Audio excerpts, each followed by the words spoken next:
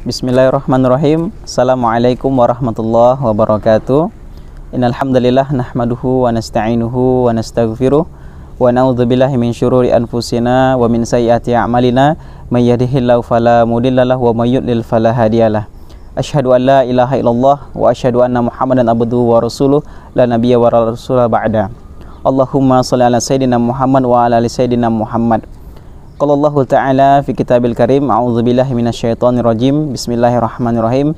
Ya ayyuhalladzina amanu taqullaha haqqa tuqatih wa la tamutunna illa wa antum muslimun. Ayah dan bunda dan seluruh kaum muslimin yang dirahmati Allah Subhanahu wa taala, segala puji bagi Allah, kita memujinya, kita memohon ampun kepada Allah dari keburukan-keburukan jiwa kita.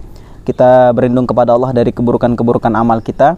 Barang siapa yang Allah beri petunjuk terhadap diri seseorang, maka tidak ada satu apapun yang mampu untuk menyesatkannya. Sebaliknya, bila Allah sudah palingkan seseorang dari jalan hidayah Allah, maka tidak ada satu apapun yang mampu untuk memberinya petunjuk.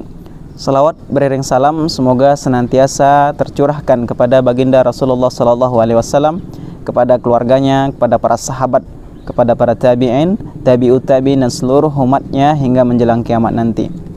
Ayah dan bunda dan seluruh jamaah yang semoga dirahmati Allah Subhanahu wa taala, pada momen yang singkat ini sedikit akan kami sampaikan mengenai peristiwa Isra dan Mi'rajnya Nabi sallallahu alaihi wasallam, di mana Nabi dalam surat Al-Isra Allah mengatakan, Bismillahirrahmanirrahim, Subhanalladzi asra bi'abdihi lailan minal masjidil haram ilal masjidil aqsa alladzi barakna haulahu linuriyahu min ayatina innahu as-sami'ul basir. Allah mengatakan, Maha Suci Allah yang memperjalankan Nabi dari Masjidil Haram ilal Masjidil Aqsa. Allah lah yang memperjalankan Nabi. Jadi perjalanan Nabi dari Masjidil Haram ke Masjidil Aqsa itu bukan semata-mata Nabi yang sendiri kemudian berjalan, tetapi Allah mengatakan Allah lah langsung yang memperjalankan Nabi dari Masjidil Haram ke Masjidil Aqsa. Allah langsung yang memperjalankan, bukan Nabi sendiri yang kemudian menuju ke sana, tetapi atas izin dan atas kuasa Allah lah Nabi sampai ke Masjidil Aqsa. Kemudian Nabi Mi'raj menembus langit tertinggi di mana tidak ada satu makhluk pun yang pernah mencapainya. Nah, dari peristiwa yang terjadi hanya dalam hitungan satu malam saja, ini membuat orang-orang kafir, Abu Jahal dan kawan-kawannya merasa ini sebuah hal yang aneh, dan ini menjadi senjata bagi mereka untuk menjatuhkan Nabi Muhammad SAW. Benar saja, sepulangnya Nabi SAW dari Mi'rajnya yang hanya menempuh perjalanan dalam satu malam, kalau secara logika manusia, perjalanan dari Masjidil Haram yang terletak di Makkah menuju Masjidil Aqsa yang berada di Syams atau Palestina, itu kalau secara normalnya ditempuh dengan kuda tercepat pada saat itu membutuhkan waktu berangkatnya saja itu kurang lebih 1 bulan, pulangnya 1 bulan. Jadi kalau normal perjalanan pergi dan pulangnya itu menempuh waktu 2 bulan. Maka dari peristiwa yang begitu luar biasa ini, ada 2 pelajaran penting dari sekian banyak pelajaran penting yang bisa kita petik hikmahnya. Jadi para ayah, bunda dan seluruh kaum muslimin dan muslimat yang semoga dirahmati Allah Subhanahu wa taala, melalui peristiwa atau kejadian Isra Mi'rajnya Nabi sallallahu alaihi wasallam, ada 2 pelajaran penting dari sekian banyak pelajaran penting yang terjadi pada Isra Mi'rajnya Nabi sallallahu alaihi wasallam. Yang pertama, bila kita berbicara mengenai perintah salat, maka tidak bisa kita memisahkan dari peristiwa Mi'rajnya Nabi sallallahu alaihi wasallam, di mana ketika Nabi melakukan Mi'raj berjumpa dengan Allah Subhanahu wa taala, Nabi mendapatkan syariat salat dari Allah Subhanahu wa taala adalah 50 waktu dalam 1 hari. Kemudian dengan rasa sayangnya Nabi Muhammad SAW meminta pengurangan kepada Allah Subhanahu wa taala, yang kemudian Allah turunkan menjadi Allah pangkas 5 lagi menjadi sehingga 45. Kemudian ketika Nabi berjumpa dengan Nabi Musa alaihissalam, kemudian terjadilah dialog antara Nabi Musa dan Nabi Muhammad SAW. Maka Nabi Musa menganjurkan agar Nabi Muhammad mintakan lagi kepada Allah agar Allah turunkan lagi jumlah solat yang akan dikerjakan selama 1 hari. Maka kemudian Nabi Muhammad SAW meminta kepada Allah agar Allah kurangi jumlah salatnya yang awalnya berjumlah 50 waktu dalam 1 hari, maka berujung menjadi 5 waktu dalam satu hari. Maka perintah sholat ini menjadi perhatian penting bagi kita semua. Mengingat dengan perintah sholat 5 waktu dalam satu hari saja, masih banyak di antara kita yang sangat melalaikan perintah Allah ini. Bayangkan bagaimana kalau 50 waktu itu masih berlaku hingga saat ini. Maka ini merupakan kasih sayang Rasulullah SAW kepada umatnya, sehingga Rasulullah SAW memintakan kepada Allah untuk menurunkan jumlah sholatnya yang awalnya dari 50 waktu menjadi 5 waktu.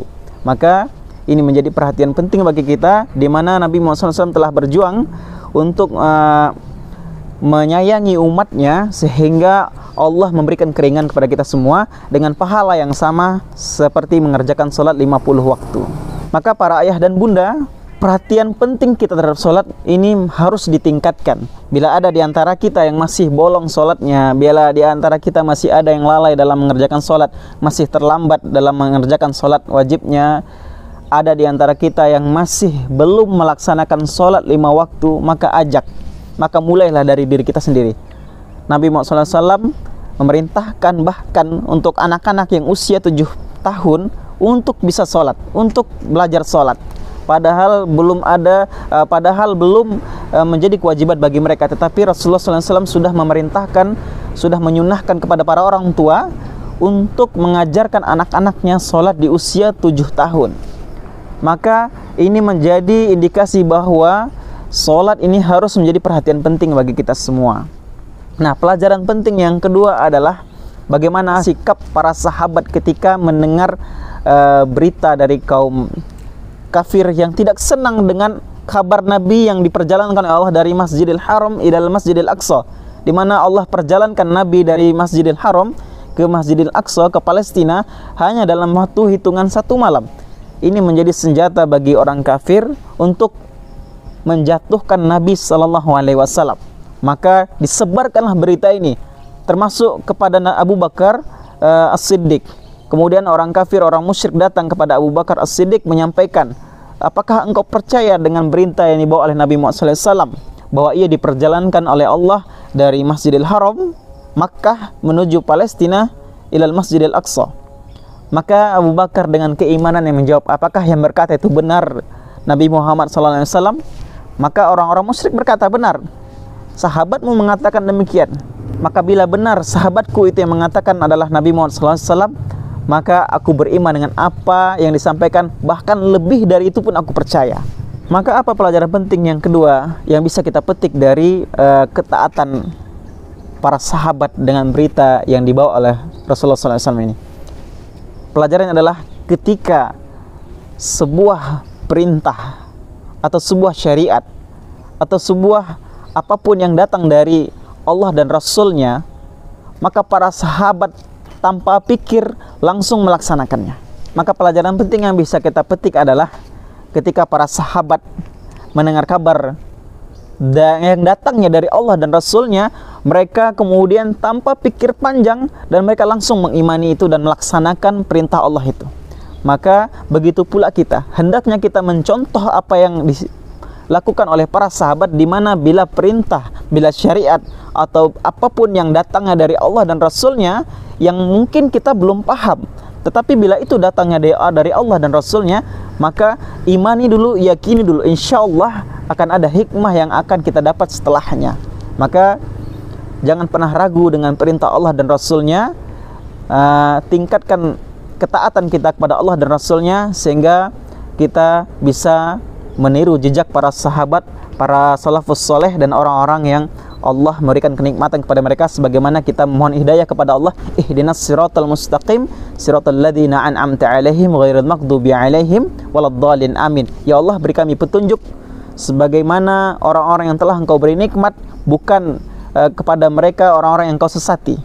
Maka hendaknya kita, bila ada perintah yang datang dari Allah dan Rasulnya, hendaklah kita terima dengan lapang dada, karena di balik itu semua pasti ada hikmah yang akan Allah berikan kepada kita semua. Mungkin cukup sekian yang dapat kami sampaikan. Assalamualaikum warahmatullahi wabarakatuh.